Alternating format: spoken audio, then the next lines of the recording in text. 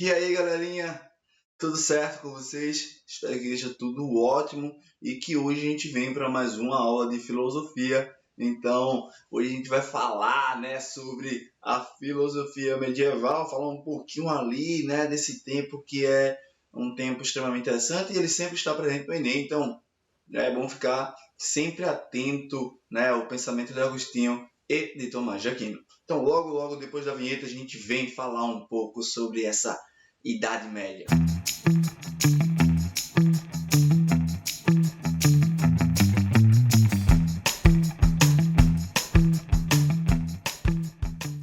Filosofia medieval, né? Talvez é um dos assuntos mais simples que a gente pode encontrar dentro da filosofia, né? Porque é um período onde eu tenho um direcionamento muito claro e isso facilita muito, às vezes, a vida da gente. Só que, às vezes, a gente erra muito na forma quando a gente lê a questão, né? A gente erra muito na forma de entender um pouco o pensador e não as nossas opiniões religiosas, e a gente tem que deixar um pouquinho isso do lado e tal, né? Dentro da filosofia, para a gente poder ter um norte melhor, né? Uma resolução de questão melhor no Enem. Beleza? Então, bora lá. Quando a gente fala de filosofia medieval, claro que a gente está falando da filosofia que está inserida durante a Idade Média. Isso é claro, né? E aí a gente pensa, pô, Idade Média, quanto tempo dura a Idade Média, Rafa? Pô, a Idade Média, ela está ali presente no tempo dos reinos, né? Então, ali no século V ao século XV. Então, são 10 séculos, né? Eu ainda gosto de dizer que até a partir do século IV, né? Metadezinha ali do século IV, né? Mas lá, século V ao século XV, são 10 séculos, são 1000 anos de uma idade média, né? De um mesmo modelo de organização social, política e econômica. Tá? Essa filosofia medieval ela vai estar presente aí, dentro desse processo. Não, a filosofia medieval ela começa um pouquinho antes, né? A gente pode dizer que a filosofia medieval ela está inserida logo depois de Cristo, né? Depois de Cristo, então no primeiro século até o século XV, tá? É a filosofia que vai compreender esse tempo todo, tá? Mas claro que um foco principalmente dentro das relações do século V para frente, né? A partir de Agostinho para frente. Não que a gente não tenha outros pensadores, claro que a gente tem outros pensadores. E é muito importante lembrar disso, tá? Mas, o que, é que a gente pode falar da Idade Média? Pô, a Idade Média ela é algo que vai estar muito sempre relacionado ao contexto do crescimento do poder da Igreja Católica, né? A Igreja Católica ela vai ser o centro desse processo medieval, tanto politicamente falando, tanto economicamente falando. Logo, ela vai ter um impacto dentro da produção científica. Então vai ser tudo norteado pela Igreja Católica, né?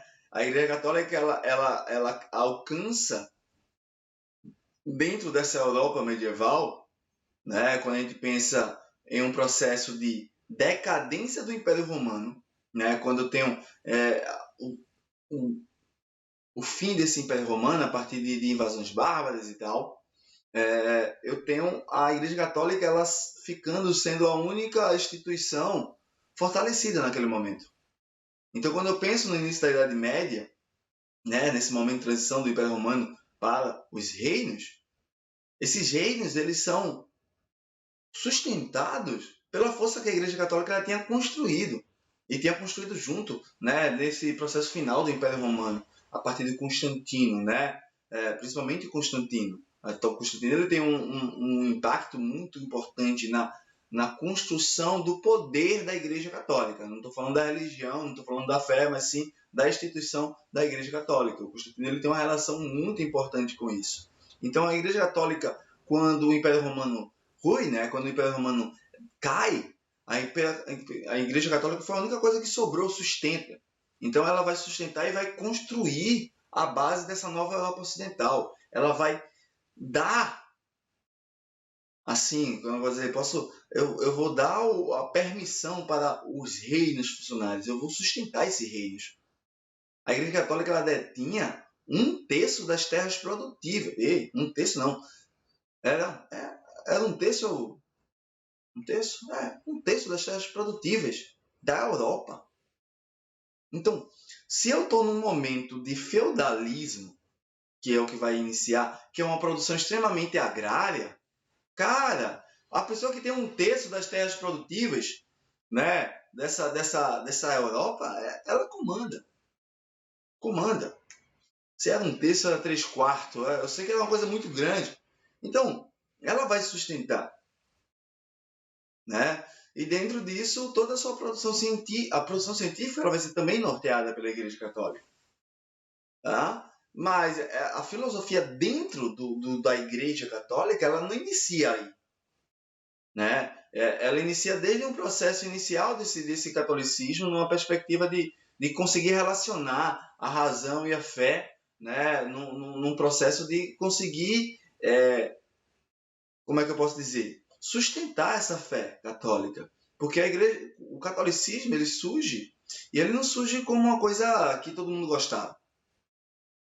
Né? Então, o catolicismo era perseguido, o catolicismo era proibido, né? Então, é uma dificuldade muito grande. E ainda tem uma dificuldade de eu convencer as pessoas a entrar para o catolicismo, porque eu tinha uma vasta de religiões pagãs com deuses e deuses, né? Onde existiam N possibilidades de existência, enquanto na Igreja Católica eu tinha apenas um Deus, e esse Deus ele cobrava muito de mim. Então, e como é que eu ia convencer as pessoas? Então, eu precisava trazer um pouco de racionalidade para o diálogo, para o discurso, para o processo de evangelização. A gente poderia dizer que a filosofia medieval ela inicia com os primeiros padres da Igreja Católica. E principalmente com o Paulo, que vai ser esse cara que vai levar a palavra, né, de Deus. E ele precisava, através da necessidade de evangelizar, racionalizar um pouco. E essa racionalização do discurso, do diálogo dentro da igreja, ela foi uma coisa que foi sendo levada e construída para uma ideia de crescimento, até chegar um momento que a galera diz, olha, bicho, a gente precisa realmente trazer uma racionalização nisso, né? E vem a ideia de trazer os pensamentos, né, da filosofia grega. E aí a gente inicia realmente um período filosófico dentro da Igreja Católica. E esse período a gente divide em dois momentos. A patrística, que vai estar situada, né, nesse período inicial do crescimento da Igreja Católica até o século VII, né, 7, 8 depois de Cristo. E eu vou ter a escolástica, que é o período um pouco mais científico, que é o período que eu vou ter ali pós-Carlos Magno, né? É o período onde eu tenho as escolas surgindo, os monastérios, as universidades. Então é o período que eu pego ali do século IX ao século XV.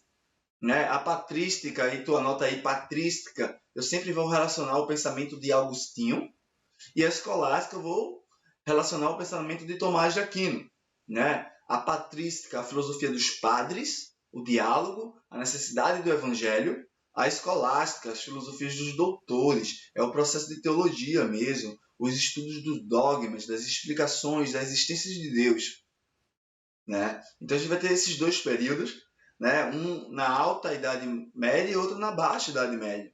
Então sempre se ficar ligado com isso, porque em alguma questão pode vir o pensamento da alta Idade Média, o pensamento da baixa Idade Média. Então tem que sempre lembrar, patrística é no começo da Idade Média, a escolástica é no final da Idade Média. Então a gente vai ter essa relação de alta e baixa Idade Média, tá? Nesse contexto, beleza?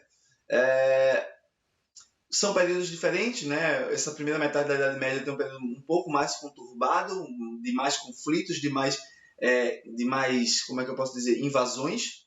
E eu tenho um segundo período, que é um período de mais estabilidade, de mais prosperidade, onde eu tenho principalmente a prosperidade financeira a partir dos processos das cruzadas e tal, tá?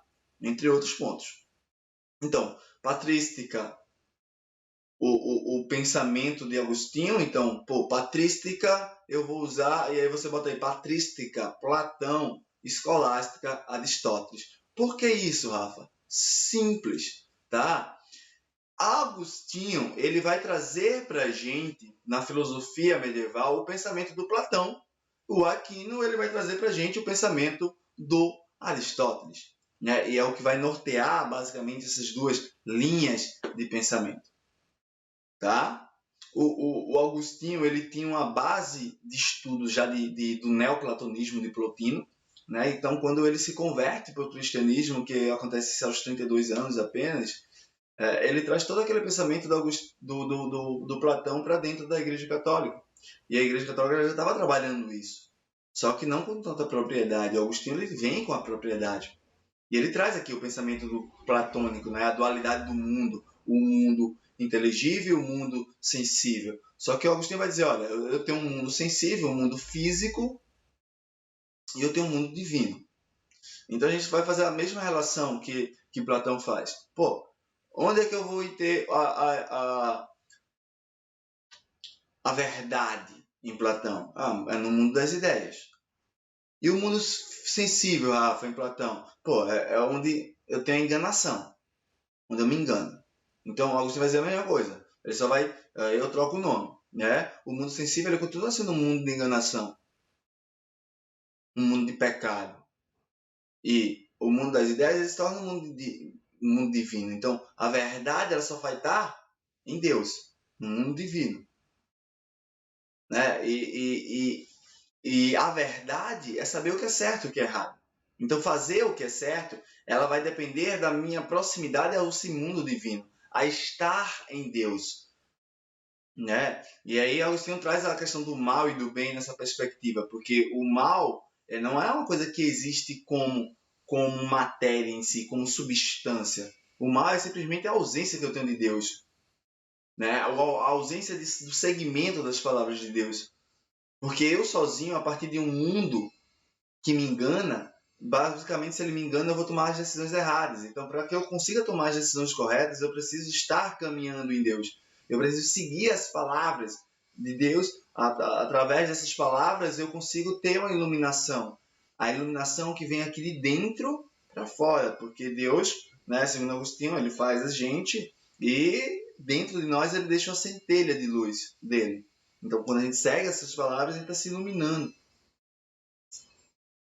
né? Então, é essa relação que o Agostinho traz para a gente. A verdade eu vou ter em Deus, né? Então, ele pega muito do Platão, apesar que ele discorda do Platão em um ponto, né? Enquanto o Platão ele entende que a alma é algo imortal, né? Reencarna, né? A gente tem isso dentro da alma racional do Platão. O Agostinho vai dizer, não, velho, não. A alma, ela é uma só. Você não vai... Essa alma, ela não vai reviver e vai ter outras e outras e outras e outras vidas. Tá? Então eu vou ter essa diferenciazinha aí entre os dois. Já no Aquino, que é bem lá na frente, né? Já é uma transição século XII, século XIII, e o Aquino ele vai trazer para a gente o pensamento aristotélico. Tá? Então, quando a gente pensa lá a diferença entre do Platão e do Aristóteles, é simplesmente a organização, a sistematização. Aristóteles é um cara muito mais sistematizado, mais científico, se assim a gente possa dizer, do que o Platão. Né? Então, o Aquino ele vai trazer o Aristóteles para fazer com que a gente possa explicar melhor algumas condições dentro da Igreja Católica e dentro desses contos explicar a existência de Deus, a existência de alguns dogmas, né? A gente vai ter a galera lá do nominalismo também, do universalismo, trazendo explicações, por exemplo, como a possibilidade da existência do uno e trino, né? Então a gente vai ter essas questõezinhas aí. Então aqui ele pega o Aristóteles, e se a gente lembrar o Aristóteles ele estuda o movimento para entender o que é encontrar a verdade. Então o Aquino vai fazer a mesma coisa, bicho. Olha, eu quero explicar a existência de Deus. E como é que eu vou explicar ou entender uma verdade? A partir da observação do movimento. Então tem que lembrar sempre disso. O Aquino ele explica a existência de Deus a partir do movimento existente no universo. Que o movimento existente no universo ele vai necessitar, tá, daquela coisa primeira, do motor inicial, daquilo que dá o primeiro movimento. E esse primeiro movimento ele seria Deus. Né? Então, basicamente, a gente poderia dizer que a gente vai ter essa releitura do Aristóteles dentro do pensamento de Aquino. Né? O Aquino vai escrever a Suma Teológica, que seria a sua grande obra, onde ele traz essa abordagem, né? Então, e vai ser um dos grandes escritos da filosofia ainda até hoje, beleza?